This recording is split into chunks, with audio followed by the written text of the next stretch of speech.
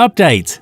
Parents, 40s, treated me, 21 female, very badly, and I cut them off. Now they want a new beginning. Original post. I have a non-identical twin sister. The two of us couldn't be any more different. She is lucky to be very beautiful and tall and very good looking. She has always ticked every box on her looks. I wasn't so lucky. I wasn't on the beautiful side and was shorter. Right now I'm 5'1", she's 5'8". She was also better at making friends and being sociable. Well, I was always her awkward sister. Now I know I'm on the autism spectrum, but was only diagnosed 2 years ago. Parents never bothered with that. Now, none of these things make my parents horrible. What makes them horrible is the way they treated me and my sister. They always treated her like she's an angel and treated me like I'm a loser. This goes back as early as when we were 3 to 4 years old. For each 20 pictures that they have of her childhood, they have maybe 2 or 3 of mine. Literally, they have over 10 times as many pictures of her, and most of mine are of both of us. She would always get a lot of attention from everyone, and I got none. Parents spent much more money on her too. Say, if they wanted to spend $100 on clothes, $80 goes to her and $20 to me. Their reasoning has always been that she's more beautiful, and it's worth spending more on her as she gets a lot more attention, while nobody looks at me anyway. So why bother with better clothes? They have literally told me that many times. I was in a sports team. They never once came to see me playing. While they go to see my sister cheerleading every week. Extend this to everything, and you know the story of my life. I hated every second of my childhood. I hated my sister. Yes, I know, none of this was actually her fault. I worked on myself with a therapist, so I no longer feel any hate or blame towards her. Since I was 15, I was counting the days until I became 18 and can leave and never come back, and that's what I did. That's the age which you can leave home without parent consent where we live. I left home the day after my 18th birthday. The night before, parents threw a birthday party for us. Well, for her. Their gift to her was a $1,000 gift card from a luxury designer brand, and for me, a $100 gift card for a bookstore, arguing that this $100 gives me the same level of ability to buy the things I like, books, as that $1,000 would give to her, expensive clothes.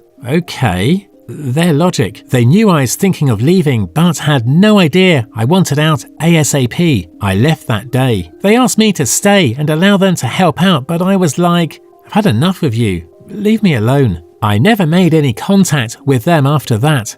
As soon as I was able to, I moved to another city to get even as further away, as I hated that city too. They called and texted me for a while, but I never answered or replied, and changed my number eventually. I had also removed them from all my social media. I set so that if they sent me any emails, it would automatically get deleted, and a reply automatically deleted, do not waste your time, to be sent. That's the current status of things on my side. 2 days ago, my dad sent me a message on Facebook. My initial instinct was to delete it, but I opened it and started reading. This was the first message in months from them. He explained that he understands that they were not good parents, and they did a lot of wrong, but maybe we can start over. He asked if I can come over for dinner at some point, so all of us can get to know the new each other better. I haven't responded. I don't know if I should give them another chance or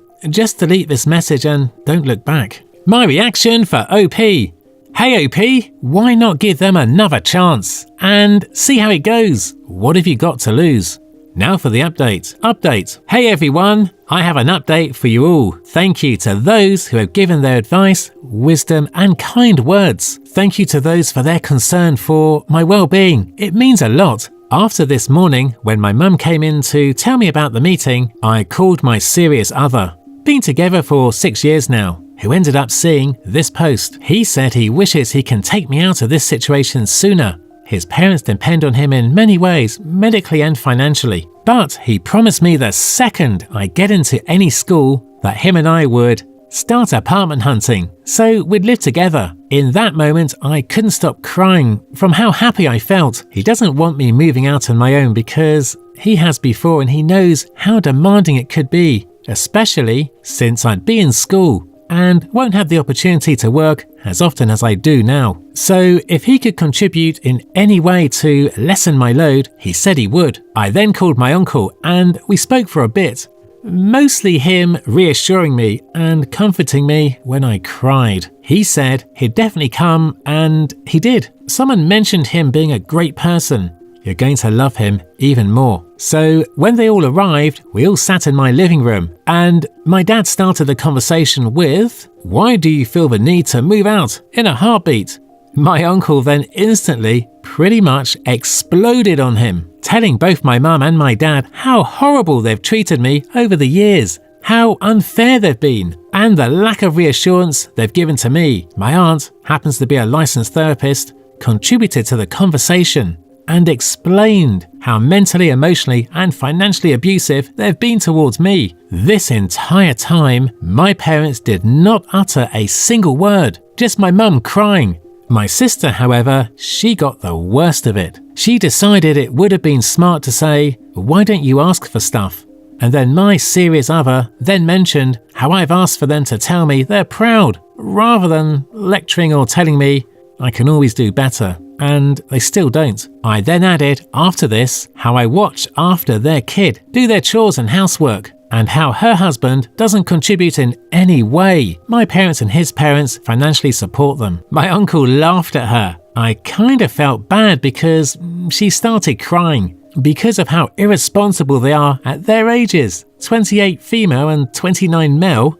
After this, my uncle, bless his heart, he was in tears at this point, told them if he could have seen the future when I was born, he would have found a way to take me in as his own. Moreover, I want to try to keep this short, just so it's not too long to read. My parents ended up having their butts handed to them by my aunt, uncle, serious other, and myself. They later finally came to the understanding that they have been shitty.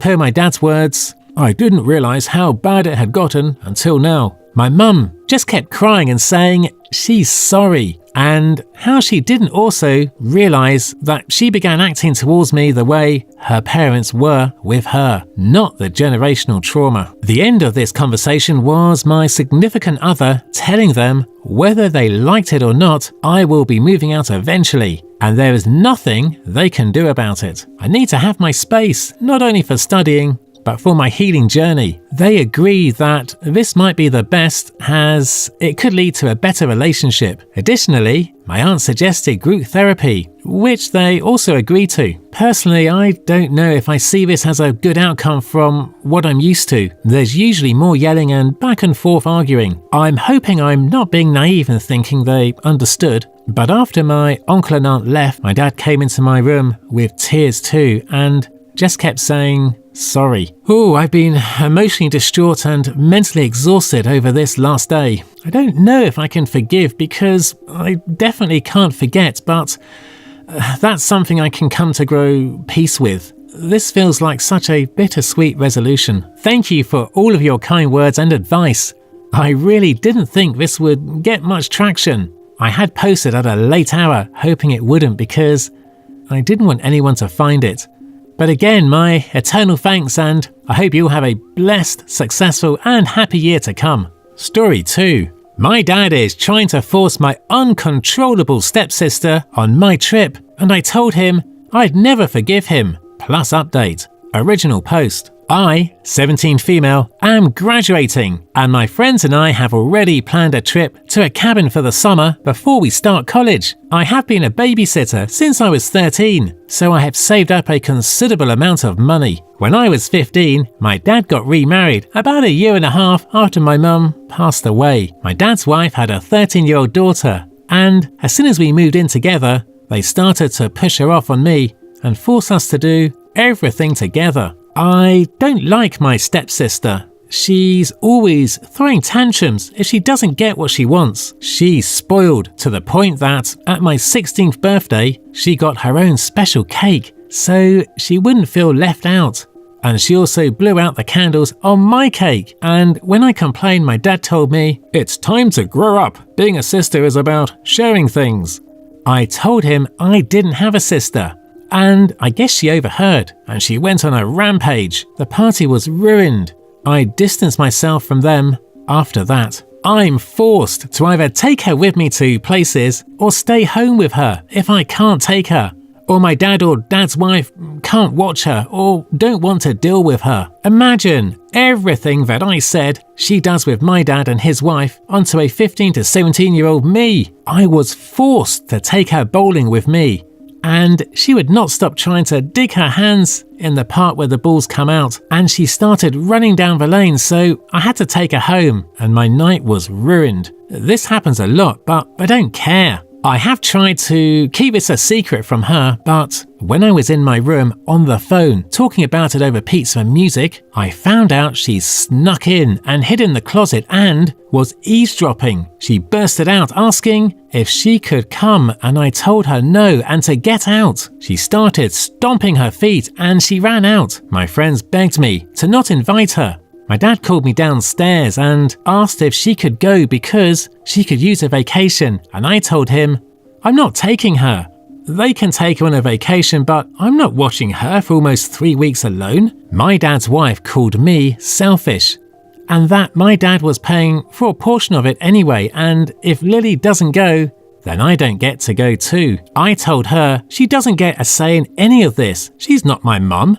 And to stop forcing her child on me when she created what she is. Lily starts yelling at me about not being a big sister, and I don't want to spend time with her. I snap and tell her I don't. She ran away crying, and my dad said he won't pay for the rest of my trip if I don't take her. So I told him if he does that, I will not be talking to him anymore, nor will I forgive him for it. He said I'm being dramatic and she isn't bad. So I grabbed a bag and went to my aunt's house, my mum's sister, and told her what happened. And she said she would put up what he took away when I go to college. I can stay with her. I told my dad what I was doing and he blew up at me and said I was being a brat and they're my family now and not my aunt. As far as I know, she does not have any disabilities. She's been to doctors and therapy. She's just insanely spoiled, and that's how she's always gotten her way when told no. The first time I met her, everyone agreed on Mexican except her. She was yelling in the car for 10 minutes before she was calmed down by her mum appeasing her. Then she goes back on her phone texting. If she does, then that explains why she acts that way, and I can take it that she can't help it, but I still shouldn't be forced to watch her 24/7. Now for the update. I know a lot of people wanted an update on my last post. I can't post the link, so you can go to my profile to see it. The trip happened, and I did not end up taking her like I said I wasn't. From the time that I posted that up until the time that I left, the household was very tense and awkward. I was not speaking to any of them. The only person I had to confide in and talk to was my aunt, and I'm so grateful for her. My dad still thought that I was going to bring her on the trip, and I kept telling him that I'm not watching her and she's not coming with me. The morning of the trip we left at like 6 in the morning when he called me. I was already about 5 hours out, so he couldn't do anything. When I got back, it was a lot of yelling and crying from me and my dad and his wife. She said that I left them in a tough position and that they had to stay home because they couldn't get anyone to watch Lily. My dad and I had a serious talk for hours, and he agreed that maybe we need to separate so we can work on our relationship, which hurt me because I would have liked for him to tell me I can stay in my own home while we do it. But I did end up going to my aunt's house with no issues. My dad and I started family therapy with just the two of us. His wife was pretty upset. He was actually listening to me and was seeing where I was coming from. Right when we were getting good and building a better relationship, I came over for dinner and he asked if we could integrate his wife and Lily into therapy.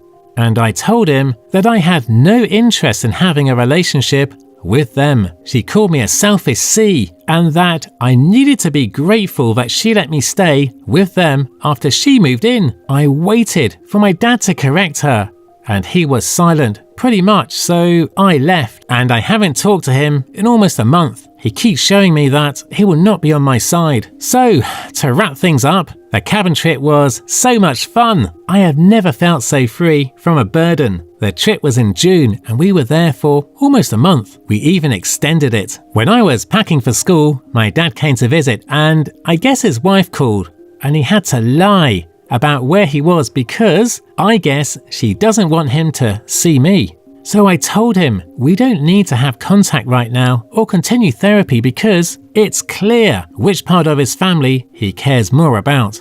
I don't know what's going to become of my dad right now. And right now, I don't care. I'm focused on school and studying to become a nurse. I don't want any negativity to ruin this experience. But I'd be lying if I said it doesn't hurt, but I don't have a parent to experience this with. But my aunt says she is my surrogate mum and to share all my worries and success with her. I am currently in my first week of college and the amount of freedom I feel here is also so new. I am a little overwhelmed, but I am in an honours club. I am also in a creative writing book club. And the friends I have made are so amazing. I am currently living on campus and I have never been better mentally. I am getting separate therapy to deal with my mum's death because that was never offered to me by my dad. My aunt has truly become a mother figure to me. Being 2 states away from her is really hard, but I can't wait for weekend visits and holiday visits. Also, another thing is that I'm going to be a godmother. My aunt was told at 22 that she would never be able to have kids and she is currently 4 months pregnant. And I'm so excited because if anybody is going to be a good mother, I know it's going to be her. When she came to visit and tell me, I think she saw I was a little worried. I told her I am so excited and happy for her and nothing will change that. But she's the only family I have right now and don't want to get left behind like I did at home. And we cried and she promised me that she was filling in for my mum. And she will be there for the rest of my life, whether I like it or not. I am planning the baby shower. And I can't wait for the baby to be here. But yeah, that's it. Thank you all for checking up on me and giving me encouraging words.